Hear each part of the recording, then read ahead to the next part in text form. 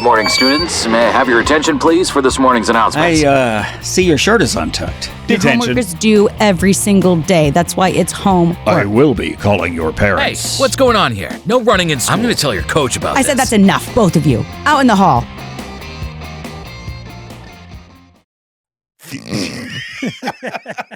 Very good. Our levels are good. I feel like I sound pretty good. You sound great to me. Oh, man. All right. Welcome to another edition of Out in the Hall. I'm Ryno, and that is the Willy Mammoth over there. It's got a nice beard trim the other day. You did. Yeah. It looks good. Thanks. You know, it's interesting when I trim my beard, again, not near the work of art you have over there. Right. For a couple of days, I'm like, nah, but it settles into a nice little comfort zone. And man, that thing looks comfortable. So let me ask you a question about that real quick before we dive into all of our good material here. Right. All of our segments. Yeah. You trim up for the wife, right? Yeah. You do. Yeah. This is getting awful. Go ahead. Okay. Yeah, no, just making sure. I'm making sure you I stay with the times. do some manscaping. I stay with the times. Right. You also That reminds us, if you use the code Matt and Ryno. But you also trim your face. Oh, entirely separate apparatus. Two separate apparatuses. Absolutely. Okay. I think it's an interesting question to ask a lot of individuals because they might not have to, because they're not cheap. Well, I mean, So if you're trimming your area, old ball-faced Jones over there. use the same. Come on. No. Was at dinner in Charleston not too long ago. I asked this guy, I just met him for the first time. He had a nice beard going on. I asked him for the first time. Asked him the same question. And the dude was like, it dawned on him right then that his balls have been touching his face for like the last 10 years. No. All right. The other things you talk about out in the hall. Yeah, well, that is true. Yeah. And Thank you for putting together this good outline today, huh? this outline. Yeah. You want to nice. You want to get into it? I do. Hey, I'm thanks for this is episode 2. E2. E2. Right. Hope you guys enjoyed the pilot. Apparently some people did. Yeah, we got some emails. Oh, we did. We did. And by the way, that email address is outinthehallpod@gmail.com. Right. Outinthehallpod@gmail.com. We had some pretty excited fans. I mean, I wouldn't call them fans. What's really crazy about this is I don't know these people. So clearly we sent the pilot to a few people. Right. And they clearly showed some people. Oh, it was disseminated. It was disseminated. Okay. And we've got a little bit of a Southeastern following. We do. Okay. I'm just going to say right off the bat, I'm not surprised. I don't know if I'm all right. I'm going to read a few. Can talk about it a little bit. Can you forward these afterwards? Yeah. Okay. All right. That email address again, why don't you say it while I find this? Outinthehallpod@gmail.com. Outinthehallpod@gmail.com. All right. Hold on. I got it right here. Okay. Yep. So this is unsolicited feedback. This is to outinthehallpod@gmail.com. This is from Jennifer. She doesn't say. All right. Spokane, Washington. I don't think we're that far. Dear Ryan and Matt, I hope this letter finds you both in high spirits. I couldn't resist the urge to sit down and express my deep admiration for your incredible podcast, Out in the Hall. I loved the pilot. I will become a devoted listener, and I can confidently say that your show brings me immense joy, laughter, and unparalleled sense of entertainment. First and foremost, She's a good writer. very good writer. Yeah, old Jennifer. First and foremost, I want to let you know how much I appreciate your amazing sense of humor. The dynamic between the two of you is absolutely fantastic. The way you effortlessly bounce off each other with hilarious banter and clever remarks never fails to brighten my day. Wow. Wow. All right. Your wit and comedic timing are simply unmatched. It is an absolute delight to listen to your playful conversations. She goes on.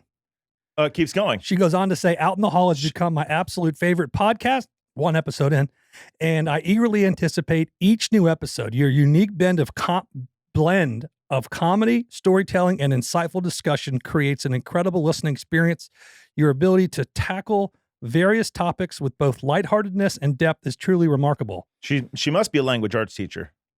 I must confess that Out in the Hall has spoiled me for the other podcasts.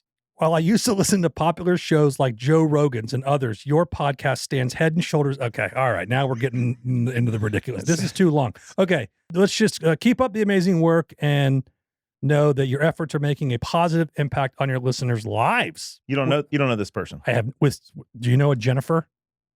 I'm sure I do, but I'm not great with names. Well, I mean, I know Jennifer, but I don't know Jennifer that wrote this. Anyway, all right. This is from Robert in Atlanta.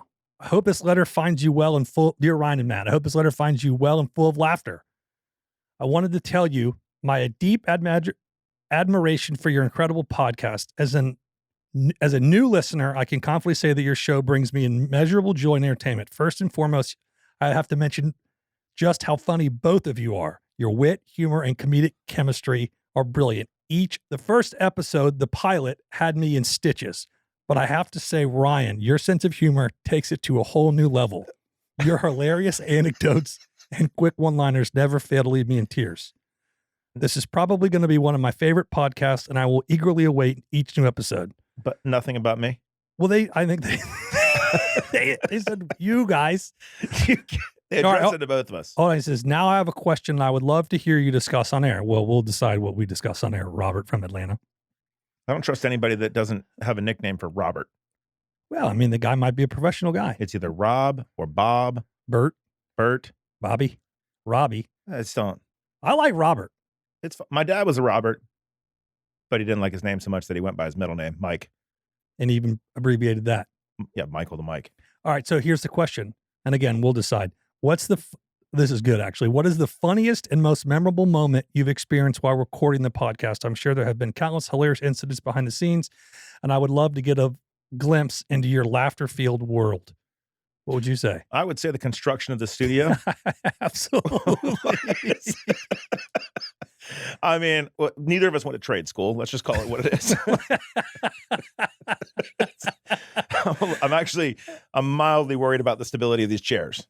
We built the chairs. We put them together. We certainly didn't build them. We put them together. They're all in a box. This whole studio was in a box, and the drapes were in a bag. You know what's nice about the one thing in the studio that didn't come in a box, which I really appreciated. I need to go back and look at actually who the sender was, the distributor, was this coffee table. Came fully assembled right out of the box. Perfect. It's incredible. Ready for your coffee. I'm not ordering from anybody else except for them. Yeah, I'm gonna find who they are right now. You can't see the drape. Well, you can see the drapes behind us, but you can't see what janky hanging up job we did. I mean, there are nails and screws. When we ran out of screws, we used nails.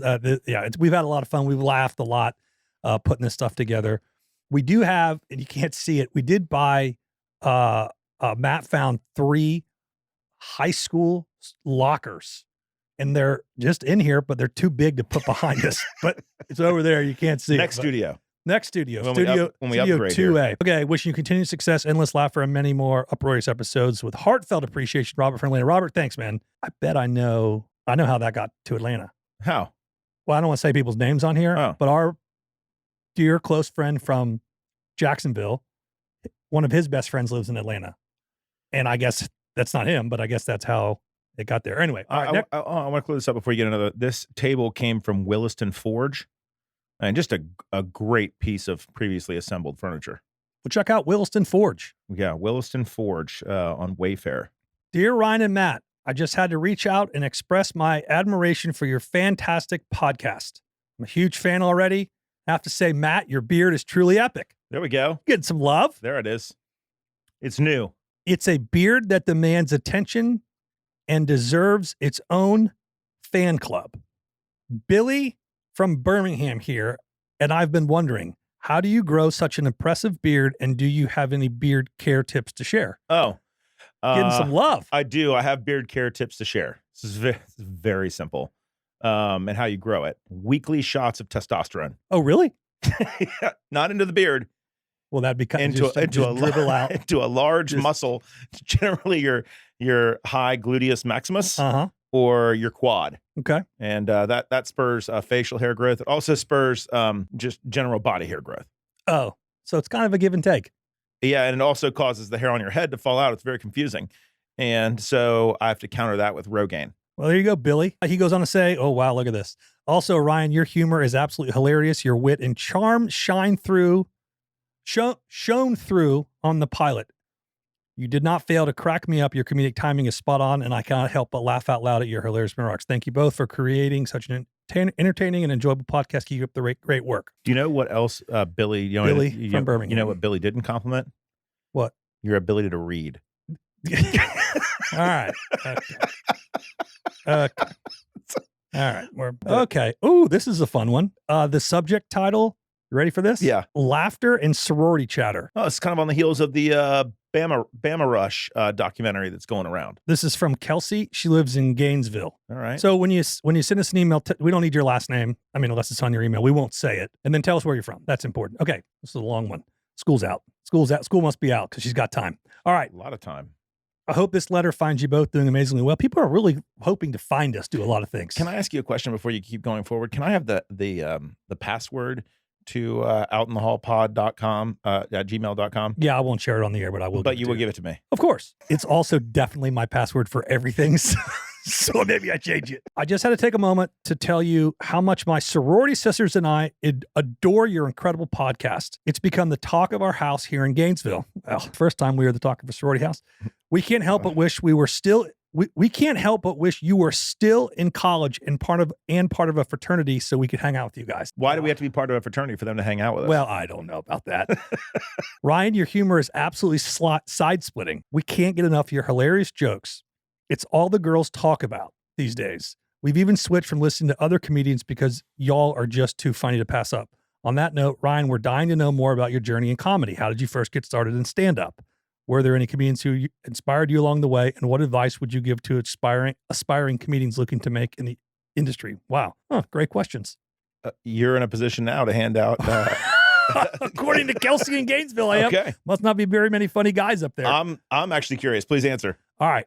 How did you first get started? I first got started in stand-up at a private show that a friend of mine produced a comedy night in Nashville. And there was me and 5 other comedians. It was the first time I had ever done it. And he called and asked, would you want to do it? And I said, I would love to do it. Would I know any of the other comedians? No. Okay. I mean, like they all have nobody has a special. They all have like CDs or like audio recordings. Like these guys are like touring guys, but you would CDs? Well, like an album. They have like comedy albums, but they don't have a special. Probably don't have a compact disc. Well, okay. That's fair. Yes. I don't know. Some of these guys are pretty old. No, they're like these guys, this is what they're professional comedians. And so I was one of the comedians that got to perform there. And it really, really, really, I want to say rung my bell. That's not how you say that. So that sounds sexual. To me, it sounds very concussive, actually. More sports than sexual. That's true. That's the testosterone talking. Yeah, I get it. Sorry. Yeah, it was awesome. That was that. And from there, we've, got a chance to do it plenty more times and going to keep doing it. It's awesome. Were there any comedians who inspired you along the way? Yes, absolutely. Without question, Dave Chappelle, I think, is the greatest to ever stand on stage and hold a microphone. People use the word GOAT too much, but he is the GOAT. I think he is unbelievable. So yes, very, very inspired by Dave Chappelle. The more on topic, the more relevant guys now that are still touring. Louis C.K., who reminds me so much of you, Matt. It's unbelievable.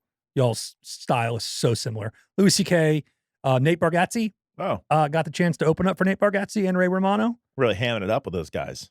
I don't know if I met Ray Romano in the buffet line after the show, but Nate and I struck up a conversation. Did they ring your bell? Oh, yeah. Big time. I think those guys are great. I mean, legends. What advice would you give an aspiring comedian? Not my advice, but I'll give you what I heard Steve Martin say one time in an interview, and that there is room for you in this space. Don't anybody tell you there's not. Be funny. Don't go below the belt. You don't have to do that. That's easy and cheap. Stay away from, you can do whatever you want. You can make innuendos. Oh, yeah. That's being creative. Right. Don't go below the belt if you don't have to. You can make innuendos. Well, I have bombed. And what does that generally consist of when you bomb? Well, imagine it would be, I'm trying to put it in like our life sense. Imagine you've told your kid 15 different ways to do the same thing and they just don't do it. It's like they're just not even paying attention to you. And so I was at it wasn't a showcase. It was like a show. It was like an open mic show thing here in Orlando. And it was all other comedians and none of them were funny. And they all knew each other. And it was awful. So open mics, not for me. No interest in that. What about improv? Do you think you'd be good at improv? I think I have been asked that before. I think improv is its own skill and art. And it's like, I think it's like this. Oh, you're a good golfer. You good at hockey? The stick and the club look alike. It's kind of a similar swing in that you're hitting something, but I think it is a very different skill. And no, I don't know that I'd be good at that. I don't know if I'm good at stand-up. Let's be honest. I've only heard you once. Did you like it? I did like it. It was accompanied later on by you telling me to be quiet. Oh, that was because you got into that red wine. I did. That wasn't very nice. Dropped an F-bomb on me. Lastly, when are you coming against to perform? I don't know, but I will. Okay. Sending laughter and good vibes your way. Kelsey from Gainesville. Oh, she does go on to say, Matt, thank you for creating such an entertaining podcast that brings laughter and joy into our lives. You are hilarious with your banter and relatable conversations. Thanks, Kelsey. So that's Kelsey from Gainesville. Kelsey with a K? Yep. Kelsey from Gainesville. So thanks. That's cool. Very, very cool. Ron, Wow. what have you been up to lately? Well, thought you'd never ask. Nothing. Really nothing to share. Nothing special. Took a trip recently. The flight situation is just beyond terrible now. Not only is the experience terrible, I am generally one of the last people to bat an eye at pricing of things. It's outrageous. It is crazy. It's outrageous. Yeah. We had a connection in Miami, and we got the flight kept getting our departure first leg kept getting delayed, and we finally just drove to Miami. I mean, that's Who'd you take this trip with? The current wife or Yep. or Yep. or Yep. Oh, not no kids. no kids and not You want to do this? I'm happy to get into it. the wife. You took the trip with the current wife. I took the trip with my wife. Yep. Yep, I did. Good trip. What have you been up to lately? Some weekend activities. Yeah. We're in process of selling the house, getting ready to move, so we're having a lot of tours. Ooh. This may be a first world person problem. I think it is, clearly. The concept of selling a house and having a realtor, and I know that you have some realtor income in your family, which is nice. It is nice. And I actually really do like my realtor. A friend of mine lives in the neighborhood. Keeping the house clean for showings, especially with two young boys. It's brutal. 3 young boys. I know you have 3. So, I mean, it is really difficult. And it creates like a high level of stress that it makes it not a fun place to be. Right. So I have that going on. That's what I've been up to lately, trying to keep the house clean. It's brutal. Getting a lot of looks. No bites yet. No bites I'll yet. ta- We're approaching selling season, aren't we? I tell you what, we built our house. And so you have it out there. You're like, oh, this house is fantastic. You walk in somebody else's house, you judge it. Oh, yeah. You're like against yours. You're like, oh, our house is so much better. But then you see all these other houses that you look online and like, they suck. Like, these are ugly houses, and they're moving. Like, they're getting offers and moving in front of yours. It starts to make you question your whole reality. Right. And Is my house that good? Maybe I don't pick out nice stuff. Maybe I just got bad taste. Maybe my taste is very offensive. I think that's what's going on. Very, very offensive. It is. So that's what I've been up to lately, trying to keep the house clean. That's a pain. That is a pain. Well, I have something for show and share today, Okay. and I'm kind of hoping you've never heard of this before, but let me pull it up. I am prepared today. Are you familiar with the baseball team in Savannah, Georgia, called the Savannah Bananas? I've seen some of their social media content. Okay. And I think they've recently come to Jacksonville. Yeah. I didn't go, but I think it's sold out in like 5 seconds. Do you understand the concept behind them? Like why someone would go see them over like the Nashville Sounds or some other? Yes, it's purely entertainment. Totally. Yes. Do you know the rules of? But they call it banana ball. I've also heard what they call it. I don't know the rules though. Okay. Rule number 1: if you win the inning, you get the point. Every inning is worth 1 point. The team that gets the most runs in inning gets a point for that inning, except the last inning where every run counts. So what they're trying to do is speed up the game of baseball and make it more entertaining. There's a 2-hour time limit. No inning can be started after 1 hour and 50 minutes. The last inning in the last inning of the game, every run counts. Well, we've already said. If the batter steps out of the box, it's a strike.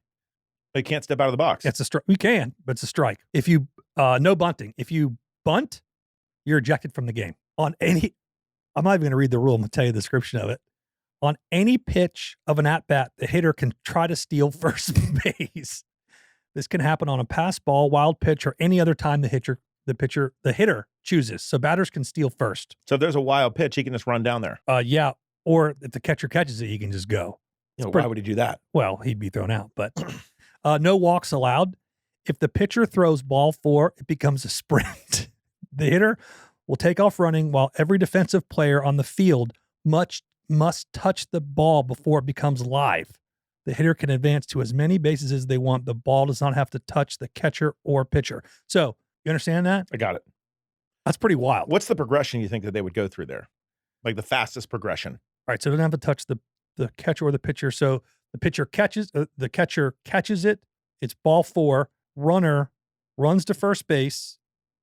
I would imagine first, short, second, third, left field. I don't know. There's clearly some planning that's going on there. Yeah, I haven't thought about this. Yeah. Okay. Okay, next rule. This is great. If a fan catches a foul ball, it's an out. Okay, here's where it Are gets, these for only home games? I mean, who do they play? I think they play themselves. Got it. I think it's like a dual squad. Like a sandlot kind of thing. Yeah. Got it. So this is great. If the game, this is called the showdown tiebreaker.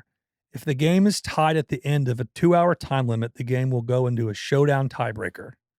In each showdown, the hitter must score. If they score, it's worth 1 point. If they get out, it's worth no points, and it's called a showdown shutdown. In round 1, it's the pitcher, the catcher, and 1 fielder versus the hitter. Round 2 is a pitcher and catcher, no fielder versus the hitter. Round 3, pitcher, catcher, 1 fielder, 1 hitter with the bases loaded. If at any point a home run is hit over the outfield wall, it's a walk-off win and the game is over. So I'm just thinking of the type of person that comes up with these rules and how you write them. There's only 2 scenarios in which I think these rules were written: mushrooms or marijuana. Maybe a lot of booze. Yeah, but They're just laughing the whole time. But I don't think you're able to write that well. Well, I mean, I'm sure they edited them and had it proved after. Okay. Maybe they played a few games like, yeah, that didn't work. That rule 10 didn't work. We're going to take that out. Take it out. Okay. I want to see this. I want to someone take my boys to this. This is hilarious. All right. I got a good show and share. All right. So, we're in a digital age now, Ryan. They've been telling me. And this is actually relevant to me today because I've developed the habit of leaving my wallet at home. I've gotten used to tapping with my phone everywhere I go. I don't have that. I'm sure I trust that. I lose my phone. Yeah, but you still need like a password or a face ID to get into your phone. Okay. So it has to be unlocked for it to work. So I noticed that this morning, of course. I get down about halfway here, about an hour into the trip, realized I don't have my wallet, this will be the 3rd time it's happened in a month. Okay. And so I need maybe you should get one of those wallets with a chain on it. You know what I mean? So my point in saying here's my proposal. Oh, sorry, don't let my business papers get caught in my chain. And you know how you can tell somebody is old fashioned or like just not up with the times? If you tell them that you left your wallet, they're like, oh, I hope you don't get pulled over. Yeah. That'd be the least of my worries. Head on my wallet, pal. They can look me up. Right. On the line. So we're in the digital age now. And so I was thinking to myself, boy, it would be nice if you could just put your driver's license in your digital wallet. Okay. Right. So Georgia's already thought up this. Okay. And you can create your digital ID online on one of their state websites and then download that ID. It has all your personal information. It has all the stuff that you would normally have on your driver's license, and it goes into your digital wallet. Are you an organ donor? Of course. Yeah. Yeah. I had a problem with that at first. Well, maybe we can talk. All right, we'll get into it for 1 second. I am an organ donor now. My wife convinced me to do it. It's the right thing to do. Maybe this is silly. I felt like if it was like, I don't know, it's kind of touch and go with this guy, they'd be like, you know what? There's a younger, more healthy guy downstairs. Let's go ahead and That's not the way any of this works. I didn't know that. That's like one of those Obamacare death squad rumors that went around. Total urban legend. No truth. No truth. No, you have to be dead. No, I am an organ donor. Or anyway. they might keep you alive, but you might be brain dead because they're not going to harvest your organs. I think certain ones of them when you're dead. There are certain ones if you're brain dead, for example, like you go into a coma. Yeah, they'll take out ones. I think while you're alive. The Department of, I guess, Motor Vehicles put a post on the Georgia website that reminding people because you would take your own photo for your digital wallet, to wear clothes. Official announcement. This is a memorandum of understanding to all citizens of the state of Georgia. But it's just your face. But maybe people were taking upskirts. No, I think it was more people they're like, well, they're just going to use my face, or maybe they're being funny. I don't know, but apparently they were getting some. Well, it happened more than once. I can tell you that. Full body nude submissions. I can tell you it happened more than once. If they had to put out an alert, it's like an Amber Alert. Yes, like people, we don't want to see your junk. Yeah. I think they said keep it classy. That's really funny. Okay. Coming to Florida soon, I'm sure. I hope so. I hope so too. Pretty soon we won't even need cash. I carry cash. Do you carry cash? When I have my wallet. Good point. I like it. Yeah. Would you take a nude photo and send it into the Department of State? Absolutely not. Okay. No, at no point. How would you even remotely think that was okay? How would you even be so dumb to think that would make sense? Right. Exactly. Oh, that's a great show and share. Thank you very much. That's really good. Thank you. I can just picture like, no, here, Grandma. Let me. This is what you do. Okay. Well, then she doesn't. I don't know. Would you? Why does it have to be a grandma? I don't know. I was or thinking anybody. like more like non-saggy skin people were doing that because they think they look good. Oh, you think that's? I thought it was like someone's like, I don't know how to use my phone. But I got to take. I don't know. I guess it could be, but I mean, I think most grandmas are dressed all the time. They're cold. They don't have That great is true. circulation. A lot of got a little cardigan on or something. That's it though. What? There's Winnie the Pooh in it around. Always wanted to have a Winnie the Pooh party. I know. I don't want to even get into that. Could be a great time. Do you have a pop quiz today? I do. I do. Okay, I'm ready. No, it's your segment. You go ahead. Oh, Yeah, okay. You're up. See that green light over there? That means you. Well, there's no green lights. There is no green lights. The Ivy League schools are hard to get into. Hate to tell you, you're asking the wrong. I think so. Right? I Yes. mean, you would think, and I would think that you wouldn't even, if you weren't like cream of the crop. I imagine it's not a cheap application fee. If you weren't even cream of the crop, you wouldn't even apply to Harvard, say, for example. Sure, right? heard of that. So, what do you think the acceptance rate of Harvard is? God, that's 2 episodes in a row where you've got really good pop quiz questions, which is shocking because I'm very acutely aware of the amount of research you do for this show. Very limited. You want a percentage? Yeah, give me a percentage. Okay, based on what you said. Yeah. I think 15%. Okay. The acceptance rate, it's not a bad guess, actually, because you do have to be very smart to even apply. Like, right? I mean, I didn't apply. Of course not. Right. Of course not. I didn't either, right? Right. Of course not. So it's 4. I didn't want to speak for you, but I had an idea. 4.5%. Really? Yeah. 4.5%. 4.5% for Harvard. This isn't my pop quiz. This is just a lead in. Okay. On the flip side of this coin, Walmart.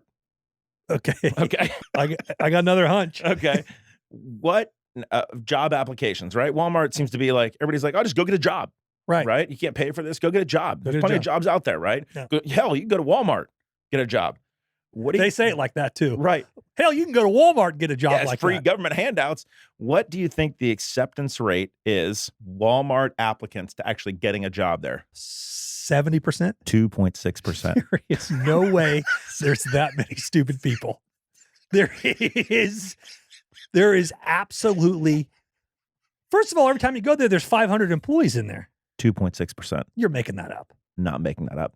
There is no way. Think about it. I know we don't have W-2 type jobs. So like, when was the last time you applied for a job? Never. Okay. So This one, I got it. I have a good story about applying for a job too. That's going to piggyback onto this. However, you have to go through things like a criminal background check. You have to pass a drug test. Okay. All right. Right? Yep. I see Okay, exactly where you're going with Those this. 2 things. So apparently, out of 100 people that apply to Walmart, only 2.5% of them can pass a criminal background check and a drug test at the same time. Is there no sort of competency test? I don't think that sounds like a poll tax. So you're telling me that the only reason for denial of employment. There might not be a job available. All right, but if there's, what's scary? I was actually in Walmart yesterday. I'll try to make my story short, but I needed a power cord for one of the kids' game things. We forgot it at home. We're on a road trip. I was like, we'll just swing in here.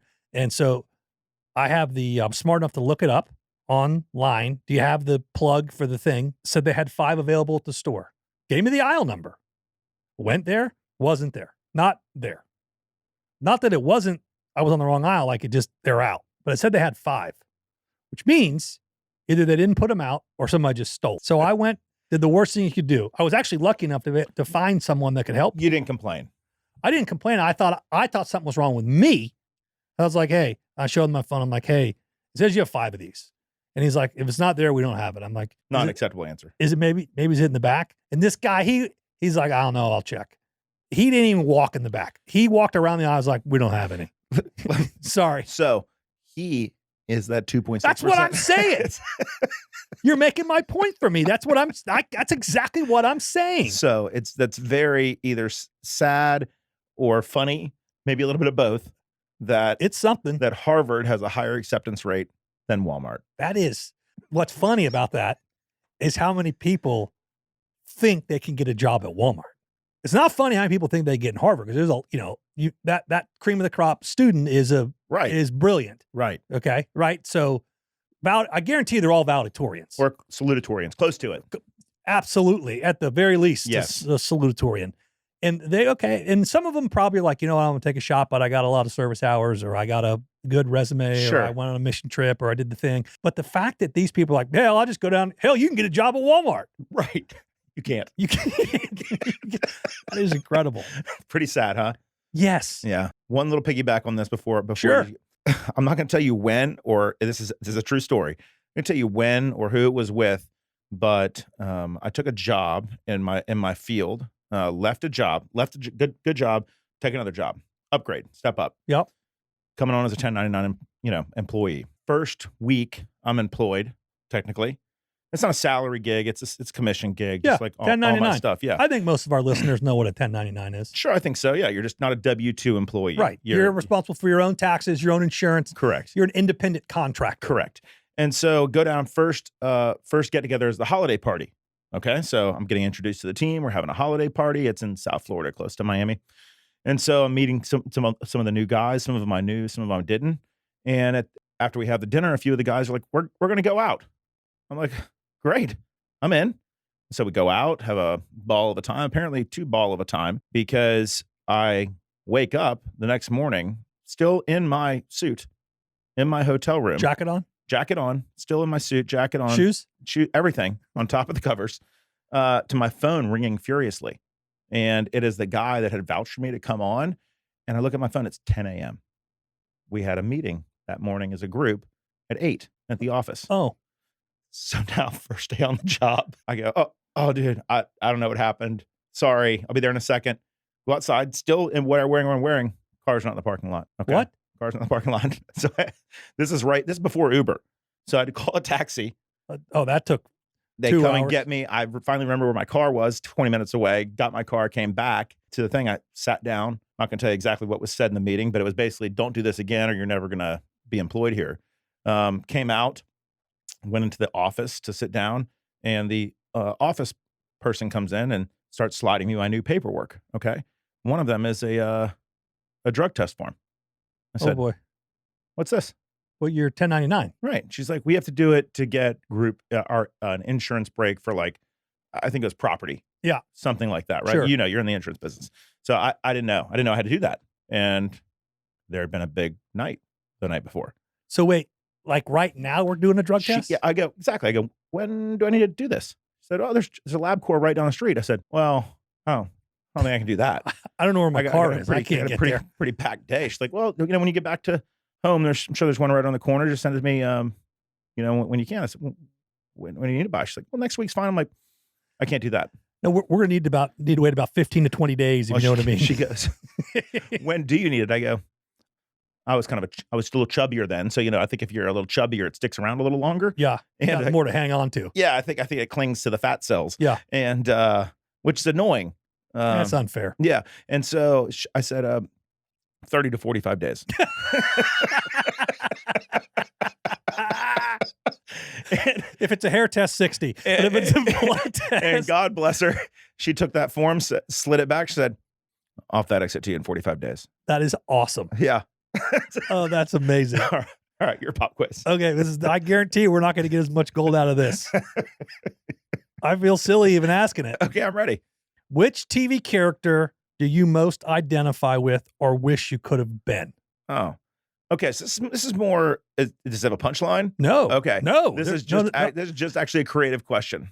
Well, I don't know. I mean, I feel like I'm really preparing for this, and you just gave us 10 minutes of solid gold with your Walmart Harvard story. And I'm like, what would be a really provocative question that I could ask Matt and he could ask me, and we'd have some discussion about that. Okay. So there's no punchline. That literally is the end of my note. Okay. That I wanted to be. Most identify with, or maybe that you wanted to be. Okay.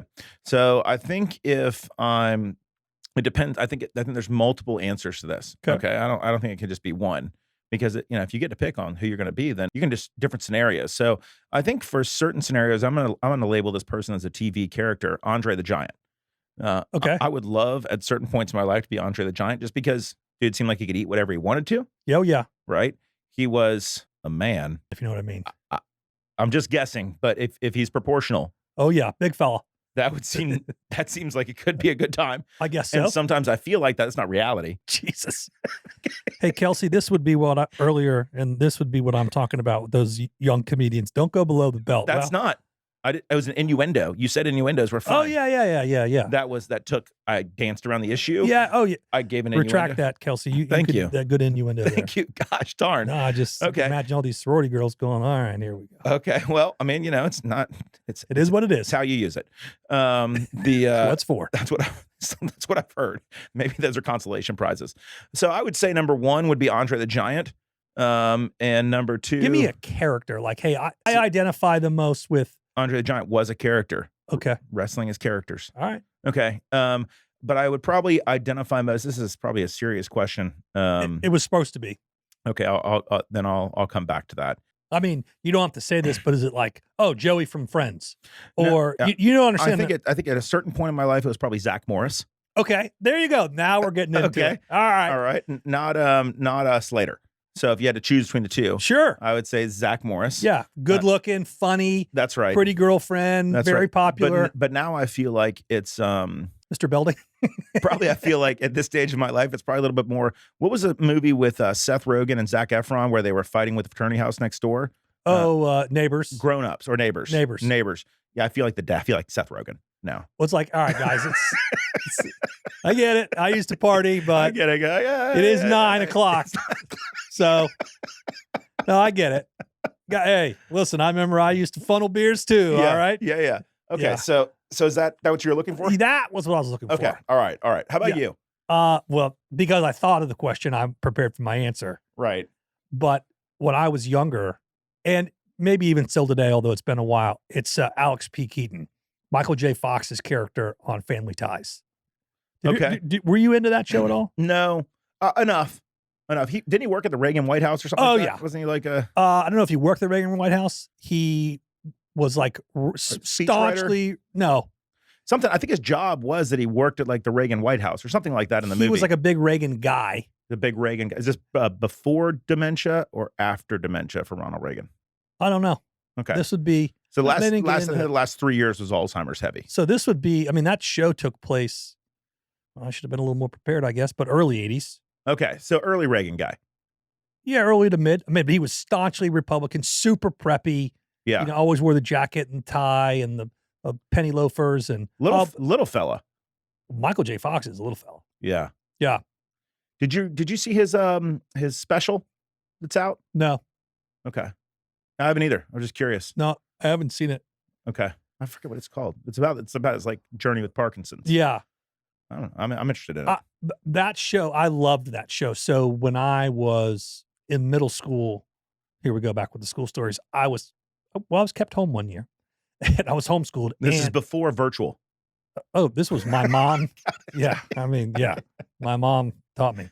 But you have a lot of time in the day, right? Because it doesn't take 7 hours, and I would always catch like the reruns of. There's like an hour block of reruns of Family Ties, and I loved that show. I loved him on that show. Great show. It's a great show. The parents are super liberal. He's super conservative. I really loved it. Who were the parents on that?